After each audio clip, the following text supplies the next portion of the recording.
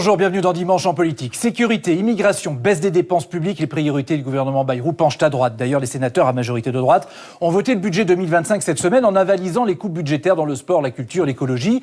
Aux États-Unis, Donald Trump a promis de s'en prendre aussi aux dépenses qu'il juge inutiles et ça donne des idées à certains en France. Invité de l'entretien de Dimanche en politique, Éric Ciotti, bonjour. Vous êtes président de l'UDR, le parti que vous avez créé il y a quelques mois, et député des Alpes-Maritimes. Vous voulez tronçonner 600 milliards d'euros de dépenses inutiles en 5 ans. On va y revenir. Jour après jour, Bruno Retailleau, le ministre de l'Intérieur, égrène ses mesures sur l'immigration en France. Dernière en date, une nouvelle circulaire envoyée au préfet qui durcit les conditions de régularisation des immigrés sans papier. Ils devront prouver qu'ils sont en France depuis au moins 7 ans au lieu de 5 actuellement, qu'ils ont un contrat de travail et maîtrisent la langue française. Là, c'est en résumé parce que la directive, la circulaire, elle fait des pages et des pages. Éric Ciotti, pour vous, est-ce que ça va dans le bon sens ou est-ce que vous attendiez autre chose, plus ? Oui, ça va dans le bon sens, naturellement.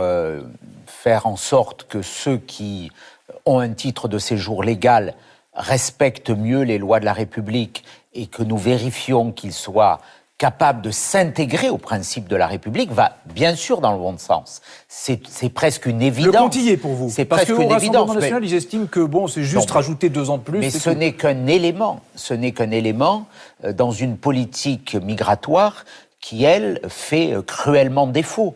Qu'est-ce que vous attendez plus comme mesure ? Il n'y a rien sur l'arrêt de la délivrance des titres légaux. Je vous rappelle que si on ajoute les demandeurs d'asile et les titres de séjour qui sont octroyés aux étrangers qui veulent venir en France, on octroie plus de 500 000 titres par an. Depuis l'élection d'Emmanuel Macron, 3 700 000 étrangers ont bénéficié légalement d'un titre pour arriver en France, qu'ils soient demandeurs d'asile ou étudiants ou au titre du regroupement familial. Donc vous voulez aussi revoir ça à la baisse ? Bien sûr, il faut limiter drastiquement les flux d'entrée. Toutes les sources d'immigration.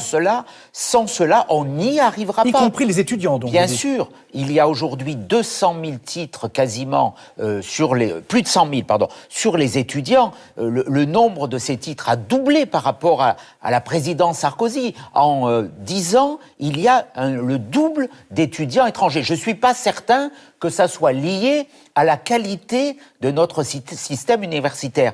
Ce sont chaque fois des biais pour arriver en France et pour s'y maintenir. Il faut des quotas, si j'entends bien. Donc il faut des étudiants, bien sûr qu'il faut continuer. Il faut des quotas. Il faut des limites et il faut que nous ayons des filières, oui, des quotas naturellement, des plafonds migratoires.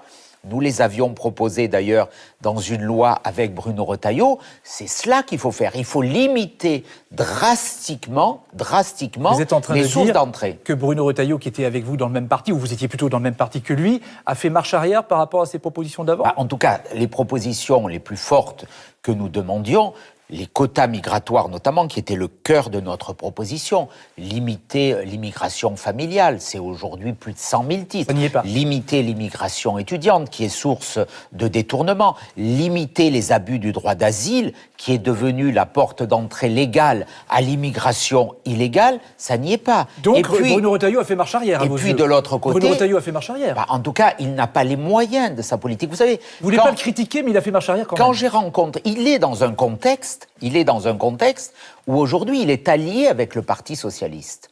Il est allié avec les macronistes que nous combattions ensemble et il est désormais allié avec le Parti socialiste à l'Assemblée nationale. Et qu'est-ce qu'ils disent ? Ils disent qu'ils ne veulent pas bouger sur l'immigration. Quand j'ai été reçu par le Premier ministre, il m'a fait part de sa volonté de ne quasiment rien toucher sur l'immigration. Encore pire avec M. Lombard. Donc, je vous donne un exemple. Comprenons juste, ça veut dire que pour vous, Bruno Retailleau est l'otage du gouvernement. Il est dans un contexte qui est lié aux élections législatives, cette alliance contre nature. Il aurait pu porter une alliance des droites, comme je l'ai fait. Là aurait été le courage. Il a préféré, comme d'autres, malheureusement, je le déplore, mais c'est leur choix, et ce choix, pour moi, est une impasse, s'allier avec les macronistes, pire, s'allier avec certains du nouveau Front populaire, et cela va conduire à quoi ?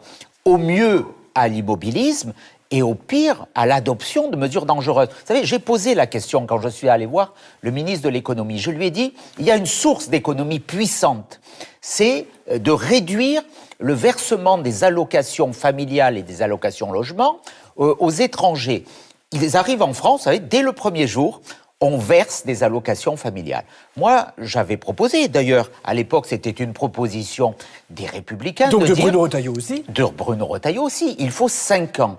Si on verse les allocations familiales et les APL pour le logement uniquement au bout de 5 ans, c'est déjà fait pour le RSA depuis des années. On économiserait, on rendez compte, 7 milliards d'euros par an. Là où on va imposer les Français, avec un budget qui est un mauvais budget, on va sans doute en reparler, qui ne fait qu'additionner des impôts et des taxes, là on a une vraie source d'économie. Très simplement, Bruno Retailleau... Vous savez ce que m'a Retailleau... répondu le ministre de l'économie ? Nous ne le ferons pas, c'est idéologique. Eh bien, voilà. Juste Bruno Retailleau, aujourd'hui, pour ce gouvernement, il est prisonnier de cette idéologie. Enfin, surtout Bruno Retailleau qui est prisonnier de ça. Mais d'autres aussi. D'autres aussi. En tout cas, les mots résonnent à mes oreilles, mais les actes ne sont pas là. Cette semaine, vous avez organisé un grand forum des libertés de votre parti, l'UDR, où trônait une tronçonneuse.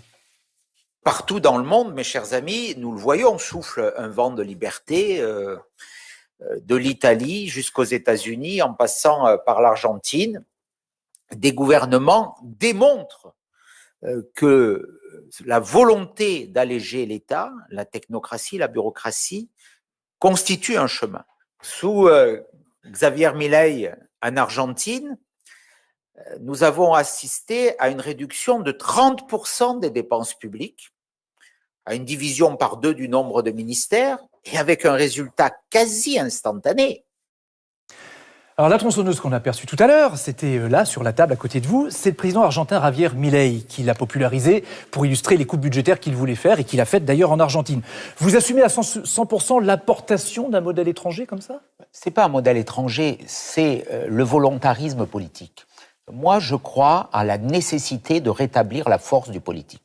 Notre pays est engagé dans un grand déclassement. Nous sommes passés du 7e rang mondial il y a 10 ans au 27e aujourd'hui en matière de richesse par habitant. Nous sommes asphyxiés par une dette de près de 3 400 milliards d'euros. Monsieur Macron a généré 1 200 milliards d'euros de dette depuis son élection. Nous avons un déficit public de 180 milliards. Nous avons des taux d'intérêt pour payer la dette plus élevés que la Grèce. Ça ne peut pas durer. Donc à un moment, il faut réformer tout ce qui bloque le pays, des économies et favoriser la croissance. Et ça, c'est la volonté que je souligne. Pour l'instant, c'est le budget 2025. Et les sénateurs ont voté cette semaine déjà des milliards d'économies en plus que ce que préconisait le gouvernement. Et des milliards d'impôts aussi. D'impôts, peut-être, mais on va y revenir. Mais ils maintiennent la suppression des 4000 postes enseignants, les coupes dans les chèques énergie, sur le bonus des voitures électriques. Bref, tout ça va dépendre maintenant de la commission mixte paritaire qui va se réunir cette semaine entre députés et sénateurs pour voir s'il y a un accord. Souhaitez-vous qu'il y ait un accord sur ces bases à la commission mixte paritaire ? Moi, le texte tel qu'il sort aujourd'hui marque quelques progrès par rapport à celui du précédent gouvernement où il y avait 40 milliards d'euros d'impôts. C'est un progrès, mais le compte n'y est pas pour vous encore. C'est pour cela que je l'ai censuré personnellement avec mon groupe et avec l'intergroupe du Rassemblement national. Nous ne voulons pas que les Français payent l'addition de l'inconséquence de certains.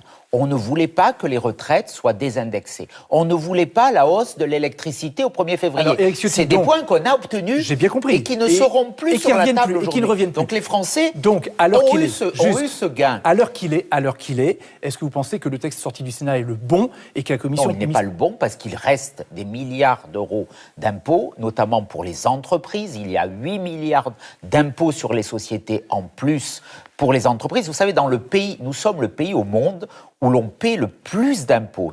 Nous détenons le record du monde des impôts. Et on va encore rajouter des impôts. C'est pour ça que nous sommes engagés dans une autre logique, celle de dire qu'il faut diminuer chaque année de 120 milliards d'euros les dépenses publiques en réduisant les organismes qui ne servent à rien, comme le Conseil économique et social, comme le CESE, comme l'ARCOM, comme l'OFB. Il faut réformer les collectivités locales, plus que 2 collectivités, la commune, la province, et il faut supprimer 100 000 normes sur les 400 000 qui existent aujourd'hui. Si on fait cela, on aura 4 points de croissance en plus. Ça j'entends, mais ça c'est votre programme. De vraies recettes. C'est votre programme. Mais aujourd'hui... C'est pas ce qui est dans le budget. C'est pas ce qu'il y a dans le budget. Donc, si le budget c'était ça, vous voteriez contre ? Je voterai contre ce budget. J'ai toujours dit que je voterai contre les budgets qui prévoiraient une augmentation d'impôts. Est-ce que vous iriez jusqu'à censurer le gouvernement s'il le fallait ? Il faut enfin changer de logique. Nous sommes gouvernés par des politiciens qui sont simplement dans le calcul, dans la tambouille politicienne. Il faut prendre de la hauteur. Il faut enfin réformer notre pays. Autrement, nous allons même plus disparaître. On n'est plus dans le concert des grandes nations. On ne pèse plus en Europe. On est marginalisé. On va être même plus dans le concert des nations moyennes. Juste pour vous situer. On décroche et Éric c'est Ciotti, très grave. Juste pour vous situer, vous dites donc, dans l'état actuel des choses, il est hors de question de voter un tel budget. Si le gouvernement passe par le 49.3, donc ça veut dire éventuellement motion de censure, est-ce que vous votez une motion de censure ? Nous verrons bien le contenu du texte s'il sort de la commission mixte paritaire. Mais s'il y avait 49.3 et motion de censure, vous votez motion de censure. J'ai encore espoir qu'il y ait un regain d'intelligence en disant n'augmentons pas les prélèvements obligatoires qui sont déjà les plus élevés. Vous disiez tout à l'heure, nous avons censuré Michel Barnier. Est-ce que vous pourriez faire la même chose avec François Bayrou ? Bien entendu, nous avons censuré, et la censure, elle a eu un effet, contrairement aux Cassandre qui annonçaient qu'il n'y aurait plus de carte vitale. Les Français ont mesuré qu'il y a toujours de carte vitale. Par contre, les retraités ont vu que dès le 1er janvier, leur retraite, elle a été indexée sur l'inflation. C'est justice pour tous ceux qui ont travaillé toute une vie et auxquels on venait faire les poches. Et puis, ils verront le 1er février, c'est samedi prochain, que l'électricité va baisser de 15%. Ce sont les deux conséquences. Donc la censure a été une bonne affaire à vos yeux ? Les deux conséquences de la censure. Oui, pour moi, la censure, c'était un bouclier fiscal et libéral pour protéger aussi et les ménages et les entreprises. On a besoin d'aider les entreprises, et l'UDR se veut le parti qui soutient les entrepreneurs. On va accueillir maintenant Sophie Dravinel, journaliste politique, pour sa carte blanche. Bonjour Sophie. Bonjour Francis. Bonjour Monsieur Ciotti. Bruno Retailleau parlait de l'UDR, son parti, mais justement. Alors justement, depuis jusqu'en septembre dernier, donc avant de créer votre parti l'UDR, vous étiez à la tête des Républicains. Depuis, le parti n'a toujours pas de direction stable. Est-ce que vous diriez qu'il a encore un avenir ? Je crois que l'alliance qui a été passée avec les macronistes et désormais avec les socialistes compromet l'avenir des Républicains. Je le déplore. Moi, je suis ancré dans la famille gaulliste. J'ai voulu appeler mon parti l'UDR, c'était le parti du général de Gaulle. Donc je n'ai pas changé. Ce sont ceux qui ont préféré une alliance avec le nouveau Front populaire. Rendez-vous compte, il y a des LR qui ont passé une alliance au second tour des législatives avec le nouveau Front populaire. C'est ça qui a installé cette instabilité, qui nous a fait revenir à la 4e République. Donc l'avenir, il est, et j'en suis profondément convaincu, on le voit partout dans le monde et dans beaucoup de pays d'Europe, il est dans une alliance à droite. C'est pour cela que nous avons cette alliance. Justement, je vais vous faire parler de Bruno Retailleau, qui est quand même l'homme fort des Républicains. Il y a une différence stratégique, en effet, entre vous, parce que vous voulez l'union des droites, et lui veut attirer les droites nationalistes à lui. Mais tout de même, vous êtes sur une même ligne politique, sur le fond, avec lui. Il faut savoir qui est incohérent ou qui est cohérent. Oui, mais sur la ligne politique. Est-ce qu'il est cohérent d'être soumis, on en parlait à l'instant, sur l'immigration, au diktat du Parti socialiste, qui lui-même est partie prenante d'une alliance vous êtes quand même avec sur la le même nouveau ligne Front populaire. politique que lui. Mais vous savez, ce qui compte, ce sont les actes. Oui. Nous verrons s'il y a une grande loi immigration qui supprime les prestations sociales pendant 5 ans pour les étrangers. Et alors quand même, tout de même, pour la présidentielle de 2027. Si les accords de 1968 avec l'Algérie, qui est un État voyou, qui, selon les termes mêmes de M. Retailleau, humilie la France. Mais bien sûr que je suis d'accord sur le constat. Et donc vous pourriez voter pour lui en 2027 pour la présidentielle, si jamais il se présentait, les Français en ont Ciotti. soupé du constat. Je sais. Ce qu'ils veulent, ce sont des actes. Vous disiez ? Alors quand même, vous voteriez pour lui pour 2027 s'il se présentait, vous ne seriez pas opposé. Il faut que M. Retailleau nous dise s'il est candidat. Oui, mais s'il l'était. Il faut qu'il le dise à M. Vauquier. C'est tout ça. C'est compliqué.